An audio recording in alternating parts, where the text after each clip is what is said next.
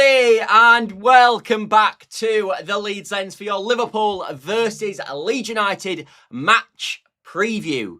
And I think going into this game, I think we've been left in a better position than we could have been. Obviously, the West Ham managed to draw yesterday. Oh, they only got a draw.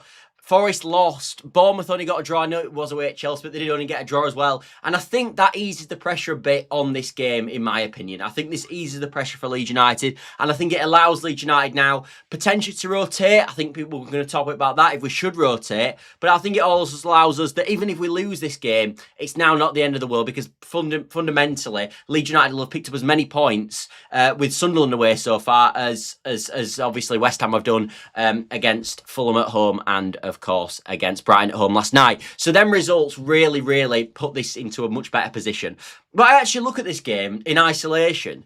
And actually, yes, we drew with them earlier in the season, but I actually look at Liverpool and I think they're a bit vulnerable at this moment in time. They only just scraped past Wolves in the most recent game. So it's kind of a shame to me that this comes in a week where we've got sort of Man United on the Sunday, because if we weren't playing Man United Sunday and we potentially had a week's rest, like we usually do in these scenarios, I'd be looking at it going, well, let's get out this Liverpool team. Let's play a completely full-strength team and we can actually get something at Anfield. But I think with the context of part of the Man United game, you look at it and go, what we don't want to happen is we don't want this game to play full throttle in this game, lose it, and then that takes away in a game maybe we've got more chance of winning in the Man United game. So I've been sort of tossing and turning over how we should do it.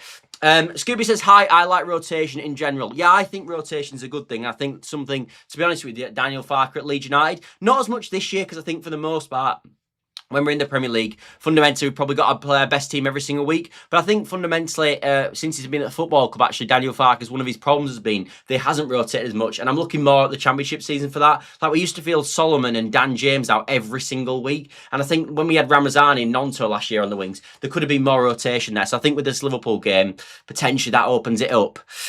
So how do I look at this Liverpool game then? And do we rotate? Well, I think for me, what I've come up with is a mixed methods approach. Because as I said, if this was Liverpool a few years ago and I thought we were going to get absolutely trounced, then I look at it and go, almost there's no point. But I do think this Liverpool team are vulnerable. So the changes I'm thinking of probably making, it's probably best if I just get it up. This is the team, or this is the lineup potentially I think we should go with. And I'll explain why as we go through. So let's do a bit of moving around of stuff like we always do to get this up, because this graphic is an absolute ball ache to get up, in truth. But there we are. So this is the team that I've sort of selected, and there's a few reasons, and I'll talk through a few reasons. So Perry and Go I think is obvious. Bogle at right back I think just, although I actually don't hate the idea of playing James Justin at right back. I think James Justin kind of makes sense if you wanted to go with James Justin at right wing back. I think again, why have we bought James Justin if he's not going to play potentially midweek? So I'm open to either option there. I would actually go with Ball now in centre back, and I think this is where you guys potentially are going to disagree with me. You could also play James Justin, of course, in that centre back role, but I would play Ball now. And I think the reason I play Ball now is I like the attributes that he gives. We've bought him as a physical, strong centre back. And I think this is a game that suits him. I think, as I said, it should be a bit of a battle. Liverpool, it should have a lot of possession. There should be a lot of balls into the box that we could got to defend against. Ekatike, we know, can be a tricky customer at times as well for Liverpool, in terms of he's got that aerial advantage. I think he's about 6'2" himself. So I would play Ball now. I would play Biol. I think it's fine to not rotate his centre-backs. I don't have an issue with that. I'll play Strout. It's a shame we don't have anyone to rotate for Goodmanson, but I think he has to play. And in midfield, this is where it's slightly different. And there's no Stack. And people are going to be going, stop, Scott, what are you on about a Stack? For me, Stack is so important in that Man United game. And I think the midfield, fundamentally for me, is so important in that Man United game that the only midfielder that I'm going to play in this one, that potentially I'm not going to play, or I am going to play in the Man United game, is Ampadu. And Ampadu basically plays every game. But truthfully as well, something we've got to bear in mind when we talk about this rotation is, I think if there's a few players that I would expect to start Man United and Liverpool. But for me, if this game is going down south and it's going wrong, and we're say 3-0 down the 60th minute, get these players off for me. I wouldn't carry on playing them. But I think to start with, and then on the reverse side, if we get to 60 minutes and say we're winning the game or we're drawing the game, but in a really good vein, and it looks like we could go on and win the game, I would then get your better players on as well and try and go for the win. But I think you've got to mix it up, and this is how I do it.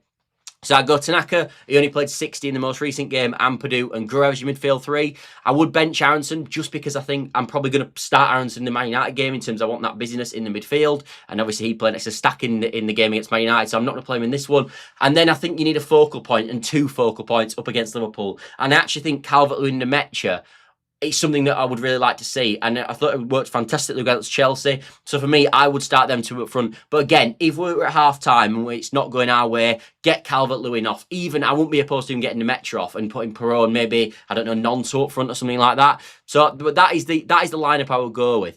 And one thing I want to mention this is because obviously in the last game against Sunderland, we went back to the sort of the 4-3-3 system. I don't want to see that in this game. I don't think this game suits a 4-3-3. I think we know Liverpool are going to be on the front foot. We know Liverpool are going to be dominating. And I think that suits our sort of 5-3-2 system much better. I think when we're playing the 4-3-3, that's the formation we want to be on the front foot with.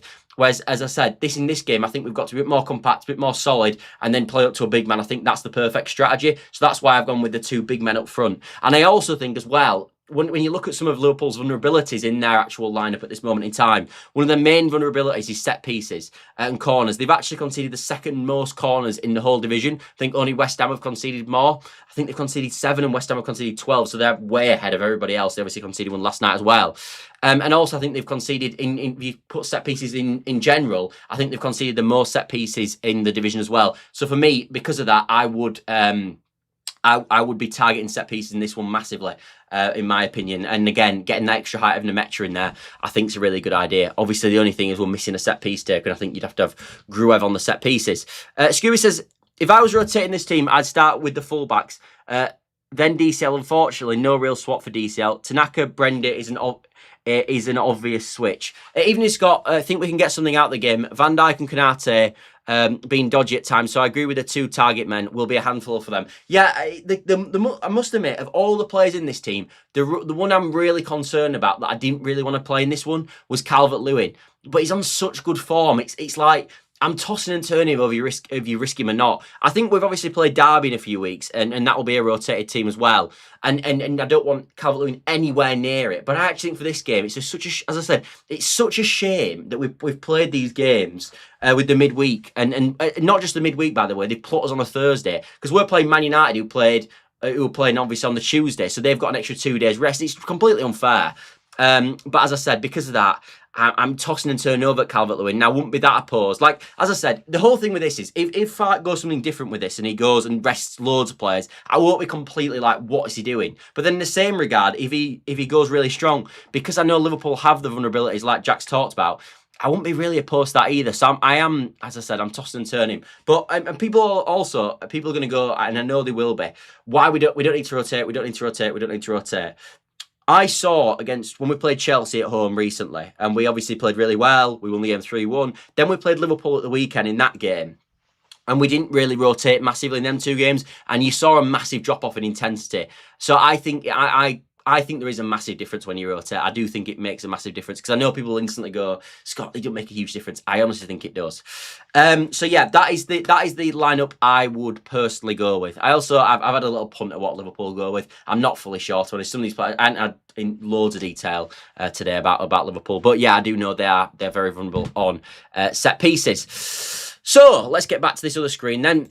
How do I expect this game to go? I'm not as confident about this one, people. I'm not as confident at all. I think, unfortunately, our unbeaten run will come to an end in this game, in my personal opinion. And I think we will probably lose this game. I'm going to go for a 3-1 loss or a 3-1 Liverpool win.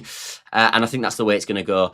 I don't think that's awful. And I said, if we can back that up with a win against Manchester United, all's rosy again. And as I said, because of West Ham's recent performances, I think it took a lot of pressure off this game. But that is what I've decided to go with in this game. Let me know in the comments below what you'd go with the game. It's only been a short live today, but thanks all for watching, and I will see you later, everybody. Bye for now. And also, Happy New Year, because a lot of people will see this tomorrow. So Happy New Year, and it will be the last show. And I will see you all in 2026. I'm now off into Leeds. See you later.